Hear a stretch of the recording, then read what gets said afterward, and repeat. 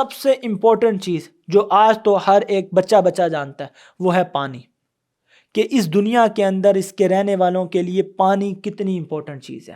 اور اللہ پاک نے بتایا کہ اللہ نے پانی آسمان سے اتارا ایک اندازے کے مطابق۔ اب یہ پانی اگر زیادہ آ جائے تو بھی خطرہ ہے، کم آئے تو بھی خطرہ ہے۔ اسی لیے اللہ نے بتایا کہ ایک اندازے کے مطابق جو گلوبل وارمنگ اور جو ساری چیزیں بتائی جاتی ہے وہ یہی کہا جاتا ہے کہ اگر گلیکسیز پگھلنا شروع ہو جائیں گی تو پانی اس دنیا کے اندر کوانٹٹی زیادہ ہو جائے گی، سمندر سے لیول اپ چلے جائیں گے، جس کی وجہ سے سیلاب اور طرح طرح کی آفتوں کا سامنا کرنا پڑ سکتا ہے، جس کے پیچھے اکثر لوگ گرین لیونگ اور طرح طرح کی چیزیں بتائی جا رہی ہوتی ہیں، وہ بیسیکلی اس پانی کی وجہ سے ہی کہی جا رہی ہوتی ہیں۔ تو اللہ نے اس لیے بتایا کہ اور ہم نے آسمان سے پانی اتارا ایک اندازے کے مطابق، تو اسے ہم نے زمین میں ٹھہرا دیا اور ہم اس کو واپس لے جانے پر بھی قادر ہیں۔ اب کیا چیز ہے جب آسمانوں سے پانی اترتا ہے؟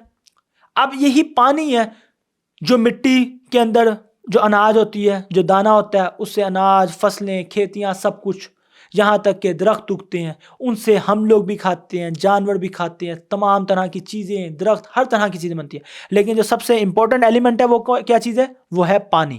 اب اللہ نے فرمایا کہ اس پانی کو ہم نے آسمان سے اتارا ایک اندازے کے مطابق، پھر ہم نے اسے زمین میں ٹھہرا دیا۔ اب اللہ بہتر جانتا ہے کہ اس نے کہاں کہاں پر ٹھہرنا ہے، کون سے دریاؤں میں، کون سے سمندر میں، ندیوں میں، کہاں کہاں پر کیا کیا چیزیں کس کس طریقے سے ہوں گی۔ تو اللہ نے فرمایا کہ ہم اس کو واپس لے جانے پر بھی قادر ہیں۔ بھلا سوچو تو صحیح کہ اگر یہ پانی اللہ پاک نے واپس ہم سے چھین لیا تو ہمارا کیا ہوگا؟ کچھ بھی نہیں ہم کر سکتے۔ کیا ہم پانی تک خود بنا سکتے ہیں؟ نہیں۔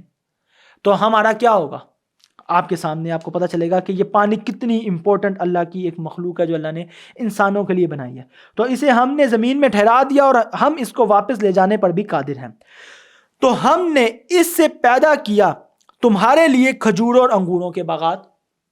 اب وہی جو پانی سے جو چیزیں بنتی ہیں، اب آپ خود سوچتے ہیں تمام طرح کی جو چیزیں انسان کھاتا پیتا، جتنی چیزیں ہیں، اس میں سب سے امپورٹنٹ ایلیمنٹ کیا ہے؟ پانی۔ اس لیے اللہ نے ساتھ ہی بتا دیا کہ اللہ نے اس سے کھجوروں اور انگوروں کے باغات اللہ نے اس سے پیدا کیے، ان میں تمہارے لیے بہت سے پھل ہیں اور ان میں سے تم کھاتے ہو۔